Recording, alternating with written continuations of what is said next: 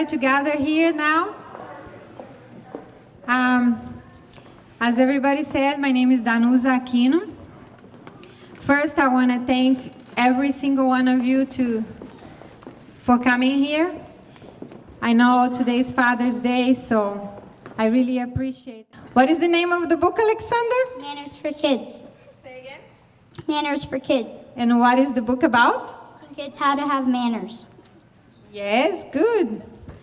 Thank you so much for letting us know what the book is about. Belinha? Thank you. Belinha is going to read a little passage from the book for us.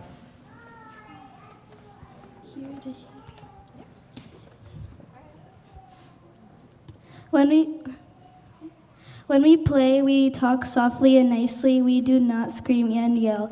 We sit together and share things and get curious and take turns. We do not rip, break, destroy, or tear things. We enjoy showing our toys and letting others try it. We do not hide it from friends and siblings. We can teach our little brothers and sisters how to play. So this is obviously a very easy reading, and it's for kids, but it's also for adults to read with their kids, and it talks about positive attitude at home, manners, and it's very simple and very fun. So I hope you enjoy it with your kids. Thank you. So it goes, self-acceptance is the key for everything. While this sounds cliche, is a truth. All healthy relationships begin with a healthy relationship to yourself. We need to be aware of ourselves enough to know our shortcomings and triggers so that we can discuss ways to create peace and harmony in moments where negative and defense parts takes control of our actions. In the first part, we talk about self-acceptance. And in 30 years of working with people, self-acceptance is one of the key components for us to be able to understand what is inside of us, the light that we have inside of us, and then share it with others. So we need to accept not only the flaws that we have, but also our beauty, our inner light, our divinity, our specialness, because everything is inside of each one of us. The second part, when I talk about what would love do, that is exactly something I figured out that is simple, but it's helping me to transform my life. Because when I ask what would love do, it gets simpler. It gets easier to act. There is no defense anymore. There's no need to be frustrated or be angry for a long time. I just let that emotion go. Oi, meu amor! Você quer falar? Fala!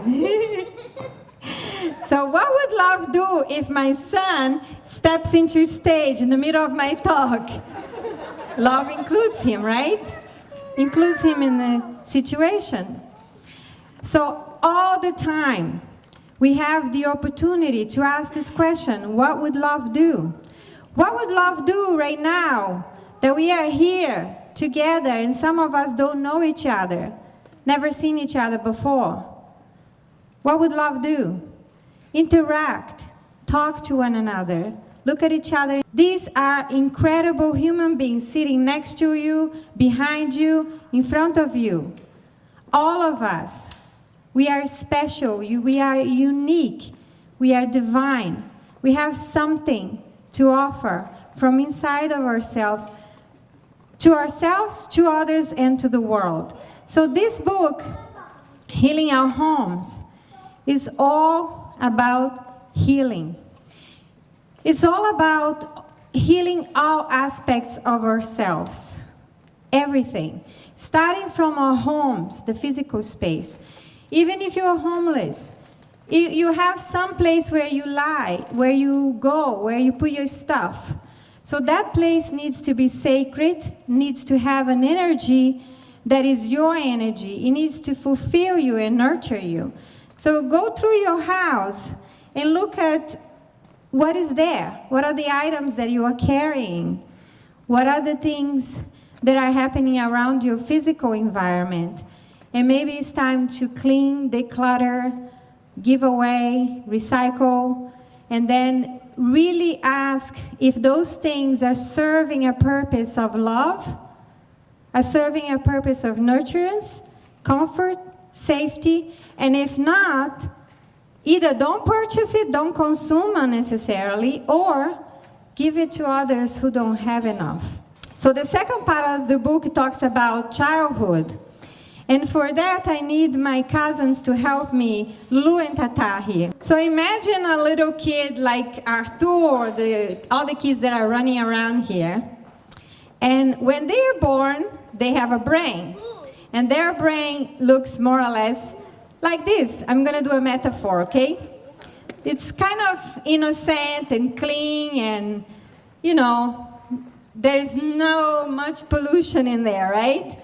So come here, the two of you. So then they get inserted into a family, and they have all the things that happen in the family, like with their parents or with the people who raised them.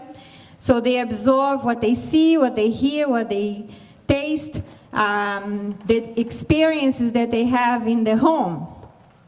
And then they go to school and to the next environment and to their neighbors and anything in society, and they get more things from there, more beliefs, more customs and values. And so they are shaping their brain. And then they go into the collective, to the media, to the world. They see the news, they see the soap operas, they see all the things that happen in the media. And so towards the end of this experiment, which is not quite exactly the way I planned, there's some changes, right? So the brain is no longer that pure thing that they were born with. They have a lot of influences. And they also have genetic material that comes with them from, 7 generations prior to your parents and stuff like that. So then, if you want to transform anything that is already there, that is limiting you, that is not helping you get the results that you want in your life, you need to change this. Because sometimes this is going to be a little darker than you want. It's going to be there's going to be too many values and beliefs that are not serving you or nurturing you the way you want. So in that case, you start to do some therapy, and you can go and, talk to somebody and desensitize a little bit of those things. And you can also work on yourself a lot through meditation, through several other techniques and tools to get a little cleaner. So again, this is not going exactly the way I planned, but you clean it, you get it, right? So it gets better.